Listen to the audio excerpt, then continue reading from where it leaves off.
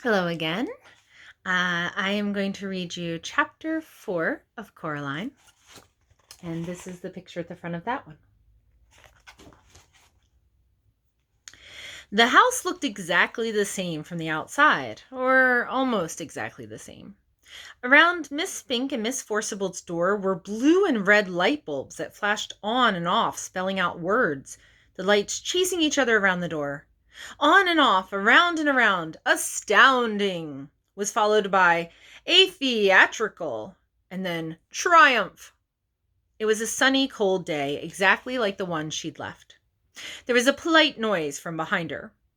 She turned around, and standing on the wall next to her was a large black cat, identical to the large black cat she'd seen in the grounds back at home. "Good afternoon," said the cat. Its voice sounded like the voice at the back of Coraline's head, the voice she thought words in, but a man's voice, not a girl's. "Hello," said Coraline. "I saw a cat like you in the garden at home. You must be the other cat." The cat shook its head. "No," it said. "I'm not the other anything. I'm me."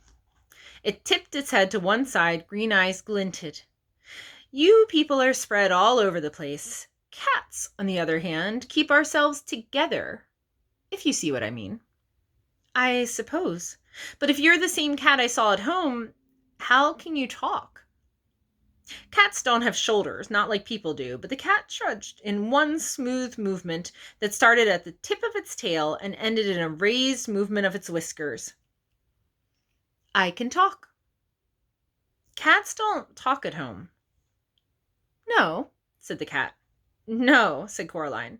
The cat leapt smoothly from the wall to the grass near Coraline's feet. It stared up at her. "Well, you're the expert on these things," said the cat dryly. "After all, what would I know? I'm only a cat." It began to walk away, head and tail held high and proud.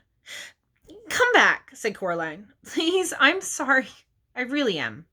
The cat stopped walking, sat down, and began to wash itself thoughtfully, apparently unaware of Coraline's existence.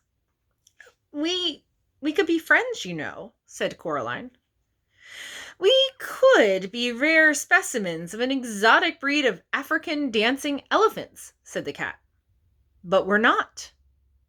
At least," it added cattily after darting a brief look at Coraline, "I'm not." Coraline sighed. "Please, what's your name?" Coraline asked the cat. "Look, I'm Coraline, okay?" The cat yawned slowly, carefully revealing a mouth and tongue of astounding pinkness. "Cats don't have names," it said. "No?" said Coraline. "No," said the cat. "Now you people have names. That's because you don't know who you are. We know who we are, so we don't need names." There was something irritatingly self-centered about the cat, Coraline decided, as if it were, in its opinion, the only thing in any world or place that could possibly be of any importance. Half of her wanted to be very rude to it. The other half of her wanted to be polite and deferential. The polite half won. "Please, what is this place?" The cat glanced around briefly. "It's here," said the cat. "I can see that, but, well, how did you get here?" "Like you did. I walked," said the cat. "Like this." Coraline watched as the cat walked slowly across the lawn. It walked behind a tree, but it didn't come out the other side. Coraline went over to the tree and looked behind it. The cat was gone. She walked back towards the house, and there was another polite noise from behind her. It was the cat.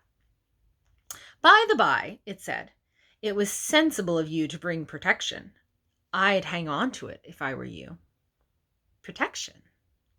"That's what I said the cat. And anyway," it paused and stared intently at something that wasn't there. Then it went down into a low crouch and moved slowly forward 2 or 3 steps. It seemed to be stalking an invisible mouse. Abruptly, it turned tail and dashed for the woods. It vanished among the trees.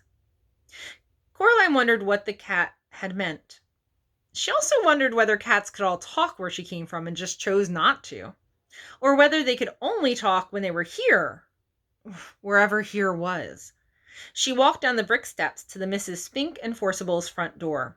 The blue and red lights flashed on and off. The door was open just slightly, and she knocked on it, but her first knock made the door swing open, and Coraline went in. She was in a dark room that smelled of dust and velvet. The door swung shut behind her, and the room was black. Coraline edged forward into a small anteroom. Her face brushed against something soft. It was cloth. She reached up her hand and pushed at the cloth, and it parted. She stood blinking on the other side of the velvet curtains in a poorly lit theater. Far away at the edge of the room was a high wooden stage, empty and bare, a dim spotlight shining onto it from high above. There were seats between Coraline and the stage, rows and rows of seats. She heard a shuffling noise, and a light came towards her, swinging from side to side, and when it was closer, she saw the light was coming from a flashlight being carried in the mouth of a large, black Scotty dog, its muzzle gray with age. Hello, said Coraline. The dog put the flashlight down on the floor and looked up at her. Right, let's see your ticket, he said gruffly. Ticket? That's what I said, ticket. I haven't got all day, you know. You can't watch the show without a ticket. Coraline sighed. I don't have a ticket, she admitted. Another one, said the dog gloomily.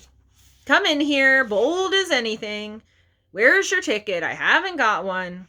I don't know. It shook its head, then shrugged. Come on, then. He picked up the flashlight in his mouth and trotted off into the dark. Coraline followed him, and when he got near the front of the stage, he stopped and shone the flashlight onto an empty seat. Coraline sat down, and the dog wandered off. As her eyes got used to the darkness, she realized the other inhabitants of the seats were also dogs. There was a sudden hissing noise from behind the stage, and Coraline decided it was the sound of a scratchy old record being put onto a record player. The hissing became the noise of trumpets, and Miss Spink and Miss Forcible came onto the stage. Miss Spink was riding a one-wheeled bicycle and juggling balls. Miss Forcible skipped behind her, holding a basket of flowers. She scattered the flower petals across the stage as she went. They reached the front of the stage, and Miss Spink leapt nimbly off the unicycle, and the two old women bowed low. All the dogs thumped their tails and barked enthusiastically. Coraline clapped politely. Then they unbuttoned their fluffy round coats and opened them. But their coats weren't all that opened. Their faces opened too, like empty shells. And out of the old, empty, fluffy, round bodies stepped two young women. They were thin and pale and quite pretty and had black button eyes. The new Miss Spink was wearing green tights and high brown boots that went most of the way up her legs. The new Miss Forcible wore a white dress and had flowers in her long yellow hair. Coraline pressed back against her seat. Miss Spink went off the stage, and the noise of trumpets squealed as the gramophone needle dug its way across the record and was pulled off. This is my favorite bit, whispered the little dog in the seat next to her. The other Miss Forcible picked a knife out of a box on the corner of the stage. Is this a dagger I see before me? She asked. Yes, shouted all the little dogs. It is. Miss Forcible curtsied, and all the dogs applauded again. Coraline didn't bother clapping this time. Miss Spink came back on. She slapped her thigh, and all the little dogs woofed. And now, Miss Spink said, Miriam and I proudly present a new and exciting addendum to our theatrical exposition. Do I see a volunteer? The little dog next to Coraline nudged her with its front paw. That's you, it hissed. Coraline stood up and walked up the wooden steps to the stage. Can I have a big round of applause for the young volunteer? Asked Miss Spink. The dogs woofed and squealed and thumped their tails on the velvet seats. Now, Coraline, said Miss Spink. What's your name? Coraline, said Coraline. And we don't know each other, do we? Coraline looked at the thin young woman with black button eyes and shook her head slowly. Now, said the other Miss Spink, stand over here. and she led Coraline over to a board by the side of the stage and put a balloon on top of Coraline's head. Miss Spink walked over to Miss Forcible. She blindfolded Miss Forcible's button eyes with a black scarf and put the knife into her hands. Then she turned her around 3 or 4 times and pointed her at Coraline. Coraline held her breath, squeezed her fingers into 2 tight fists. Miss Forcible threw the knife at the balloon. It popped loudly, and the knife stuck into the board just above Coraline's head and twanged there. Coraline breathed out. The dogs went wild. Miss Spink gave Coraline a very small box of chocolates and thanked her for being such a good sport. Coraline went back to her seat. "You were very good," said the little dog. "Thank you," said Coraline. Miss Forcible and Miss Spink began juggling with huge wooden clubs. Coraline opened the box of chocolates. The dog looked at them longingly. "Would you like one?" she asked the little dog. "Yes, please," whispered the dog. "Only not toffee ones. They make me drool." "I thought chocolates weren't very good for dogs," she said, remembering something Miss Forcible had once told her. "Maybe where you come from," whispered the little dog. "Here, it's all we eat." Coraline couldn't see what the chocolates were in the dark. She took an experimental bite of one, which turned out to be coconut.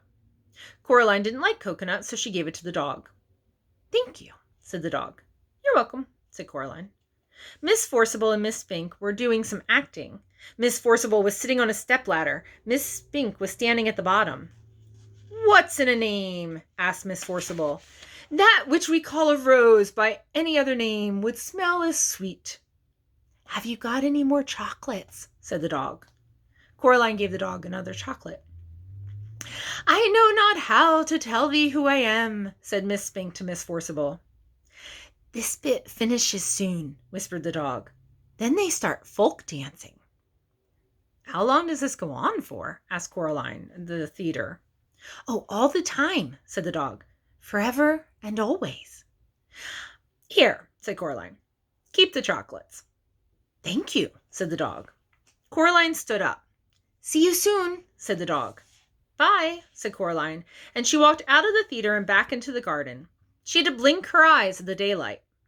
Her other parents were waiting for her in the garden, standing side by side. They were smiling.